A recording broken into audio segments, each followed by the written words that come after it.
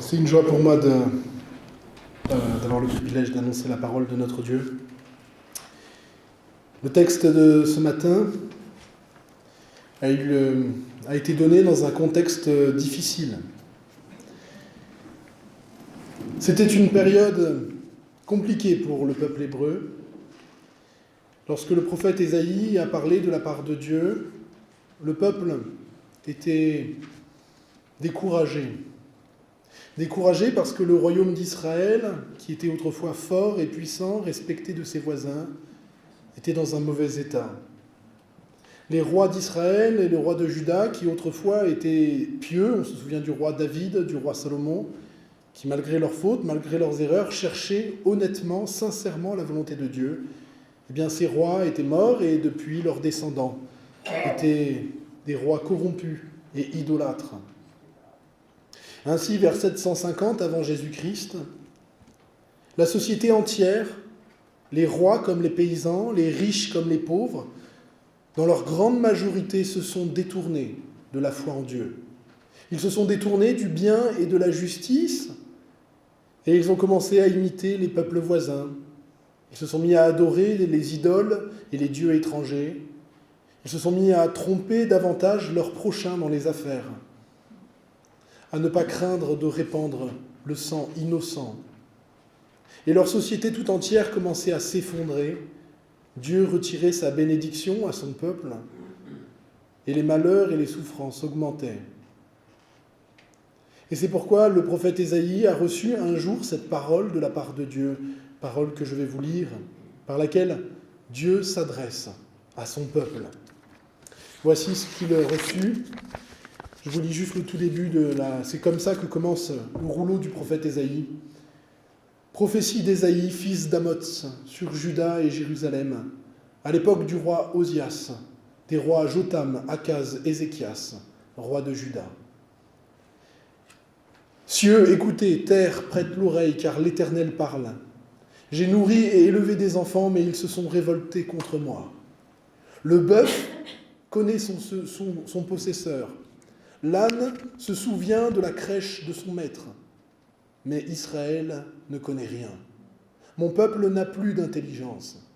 Malheur à la nation pécheresse, au peuple chargé de péché et de méchanceté. Malheur à la génération des méchants et aux enfants corrompus. À tous ceux qui ont abandonné l'Éternel et qui ont méprisé le Saint d'Israël, qui se sont détournés pour repartir en arrière. Et nous lisons la suite au verset 10 jusqu'à 18. Écoutez la parole de l'Éternel, chef de Sodome.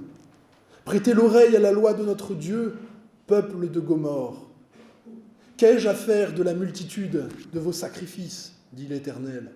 Je suis rassasié des holocaustes de béliers, de la graisse de veaux. Je ne prends pas plaisir au sang des taureaux, des brebis et des boucs. Quand vous venez vous présenter devant moi, qui vous a demandé de souiller mes parvis ? Cessez d'apporter de vaines offrandes. J'ai en horreur votre encens. Les fêtes pour les nouvelles lunes et les sabbats et les assemblées, je ne peux plus les voir, parce que le crime s'y associe aux solennités. Mon âme haït vos nouvelles lunes et vos fêtes. Elles me sont une charge. Je suis las de les supporter. Et quand vous étendez vos mains, je détourne de vous mes yeux. Quand vous multipliez les prières, je n'écoute pas. Parce que vos mains sont pleines de sang. Lavez-vous, purifiez-vous, ôtez de devant mes yeux la méchanceté de vos actions. Cessez de faire le mal. Apprenez à faire le bien, recherchez la justice, protégez l'opprimé, faites droit à l'orphelin et défendez la veuve.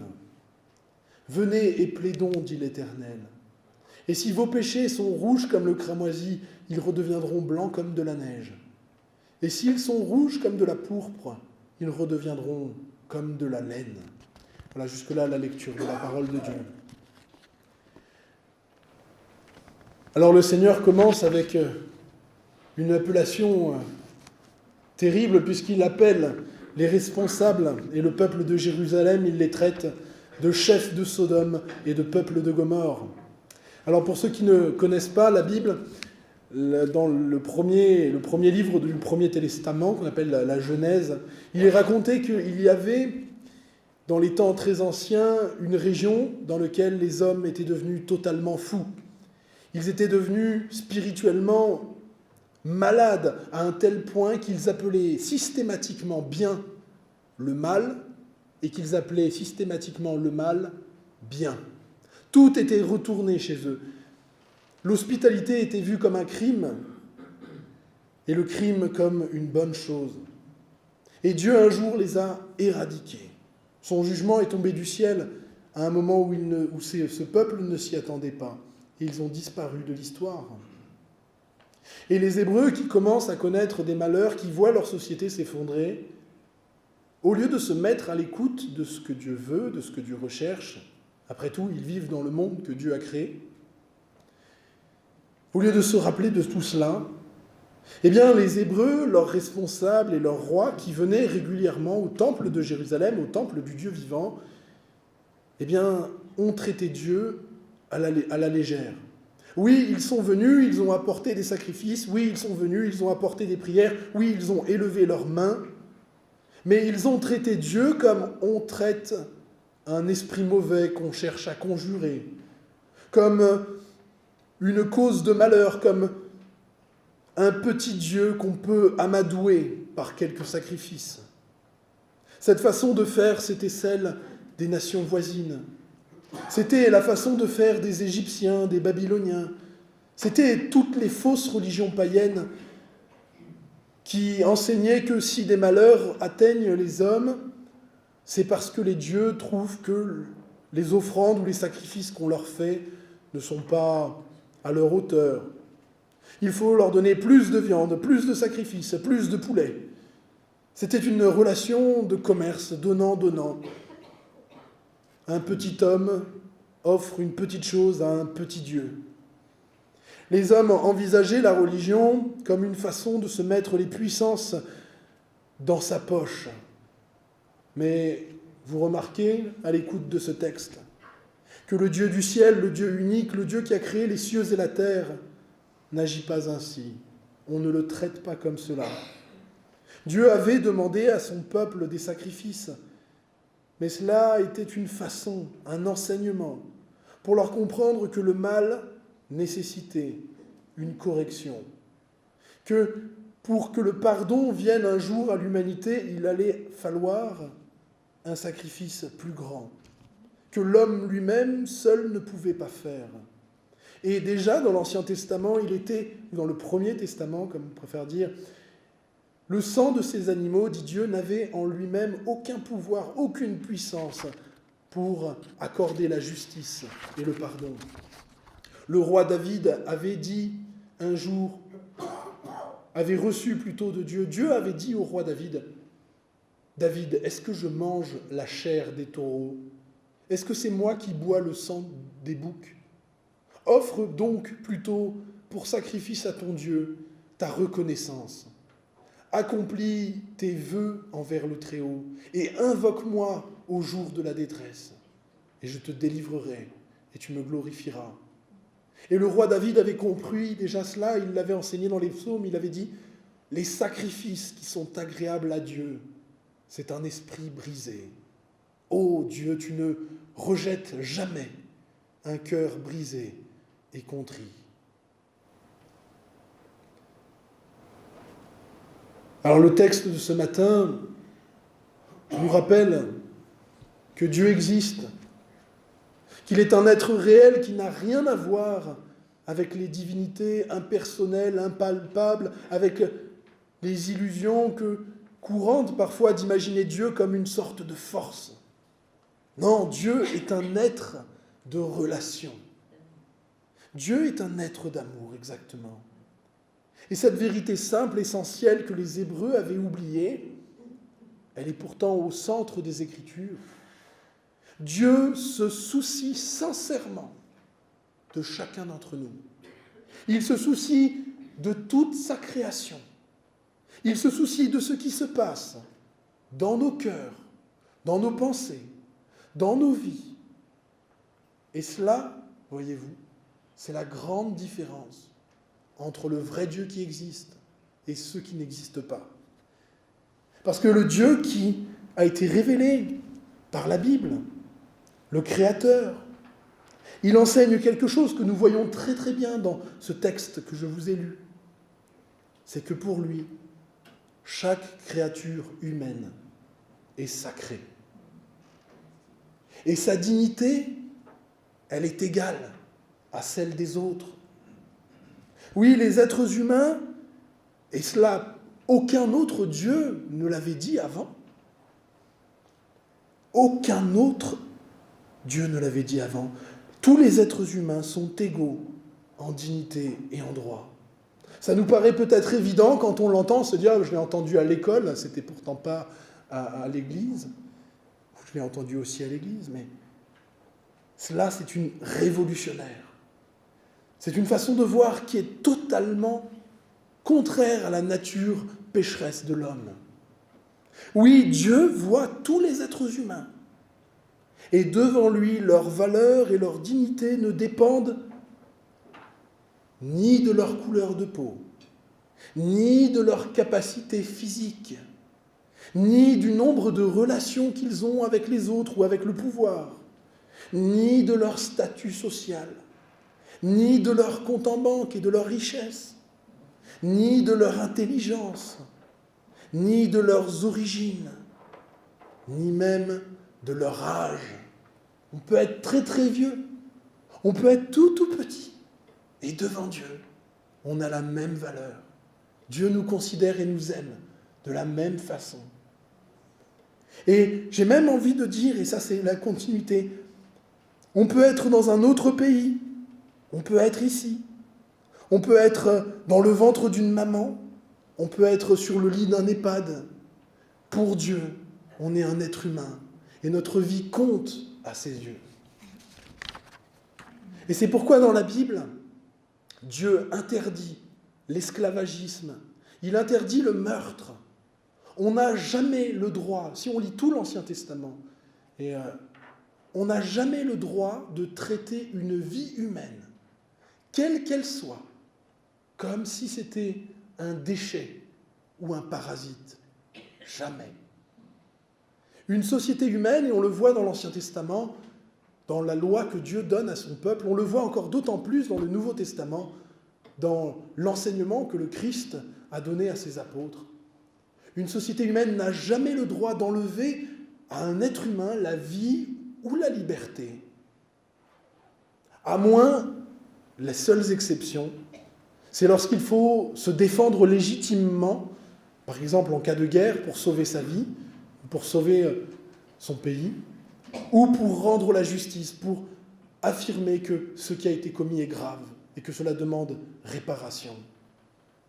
Mais sinon, un être humain a droit à la dignité, au respect et à la vie et à la liberté, quel qu'il soit.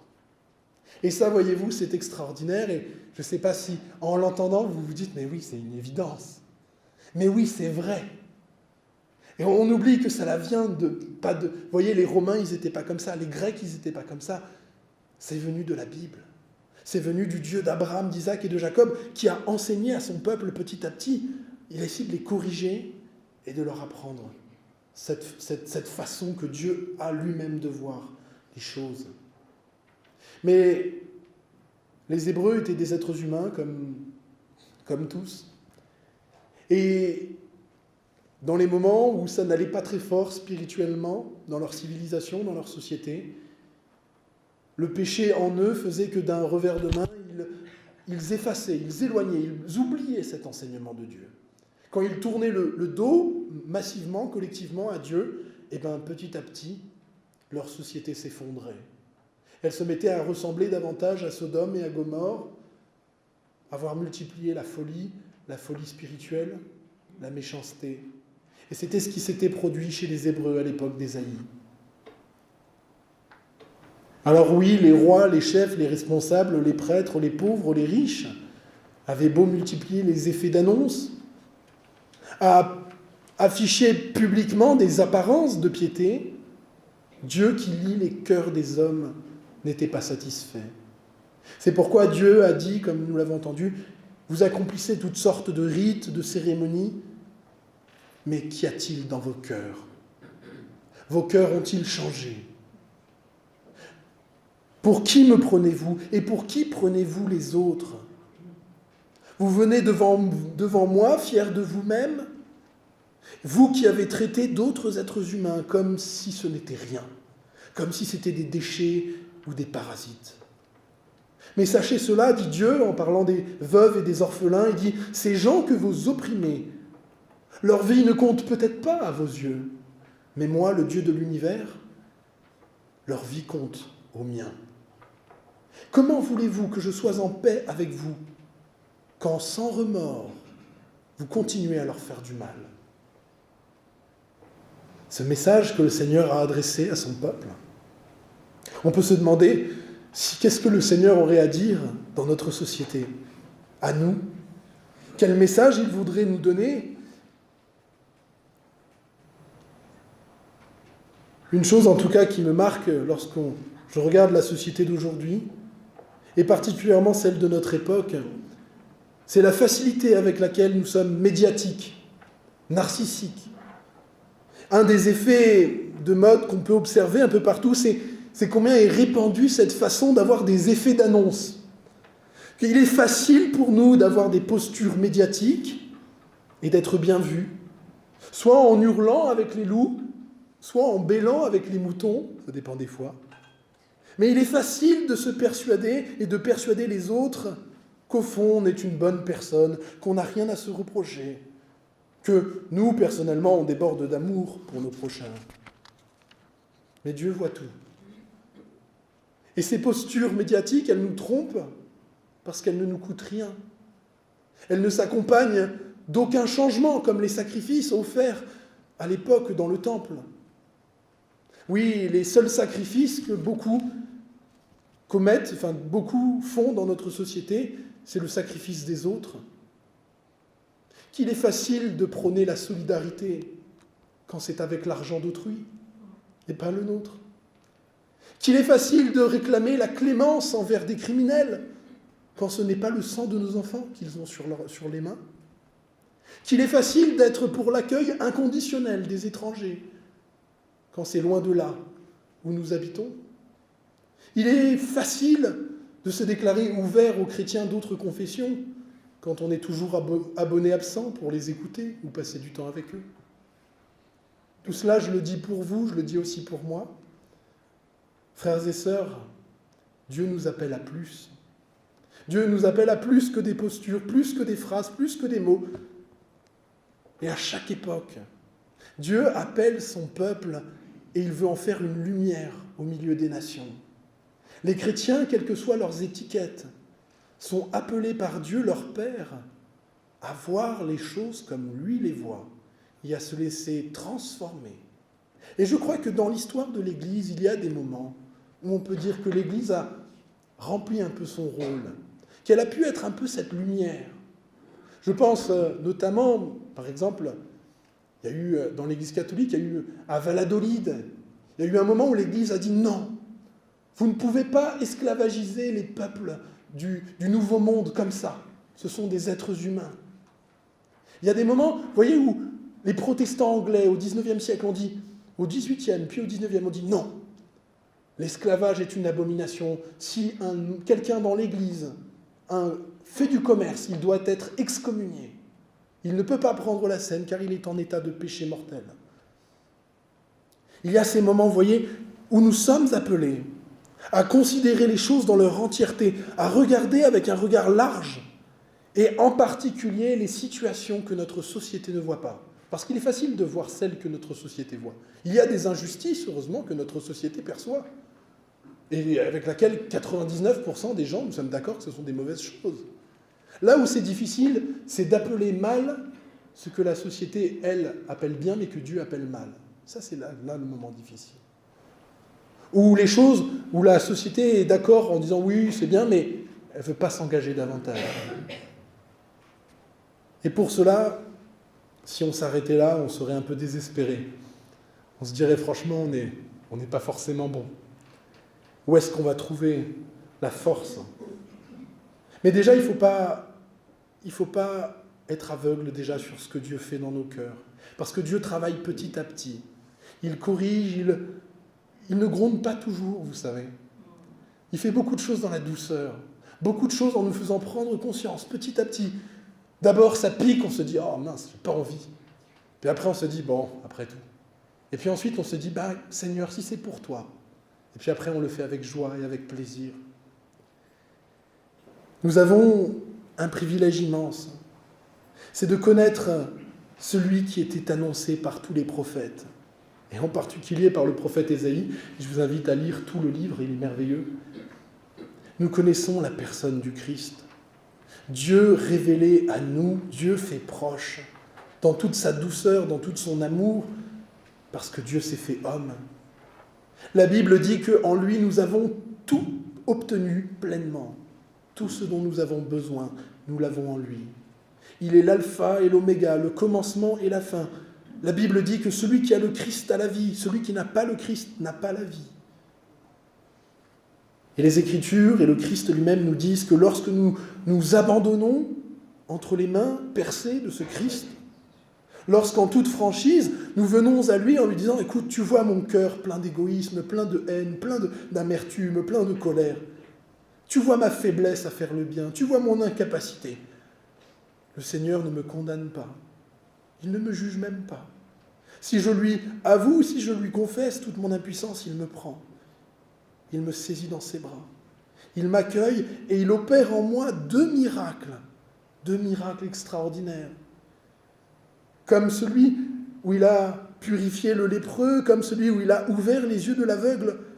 Le premier miracle que le Christ opère lorsque je viens à lui, c'est que, comme nous l'avons entendu, il me pardonne tous mes péchés. Il prend avec lui à la croix tous mes péchés, tous mes fardeaux, tous mes soucis, toutes mes transgressions et toutes mes fautes. Il change le cramoisi rouge de mes péchés et me fait paraître devant lui blanc comme de la neige. Puis le Seigneur continue son travail. Le deuxième miracle, c'est qu'il m'ouvre les yeux petit à petit, il me transforme, il me guérit. Au début, je ne vois encore que des formes pas tout à fait claires. Puis il me relave encore les yeux. Je vois, et mon cœur égoïste et méchant s'anime d'une vie nouvelle. Je me mets à aspirer à une guérison plus profonde de mon cœur. Je me mets à regarder la loi de Dieu, le désir de Dieu comme quelque chose de valeur. Je désire petit à petit une communion plus intense avec Dieu, plus intense avec les autres êtres humains, plus intense avec mes frères et sœurs dans la foi. Et le Seigneur me donne une paix qui grandit. Voilà, je crois, ce que le Seigneur voulait nous rappeler en ce matin. Il est peu vraisemblable que nous soyons tellement meilleurs que nos prédécesseurs, les Hébreux du Premier Testament. Mais la bonne nouvelle, c'est que le Christ est venu pour les malades. Venez, dit le Seigneur, venez, plaidons, venez au Christ. Et nous serons changés, transformés, guéris. Et par la foi et l'espérance que nous avons en lui, non seulement il pardonnera et guérira nos fautes, mais il fera croître en nous l'amour. Et c'est ce que nous sommes appelés à vivre devant Dieu et les hommes, pas en parole, pas en posture seulement, mais en acte. Amen.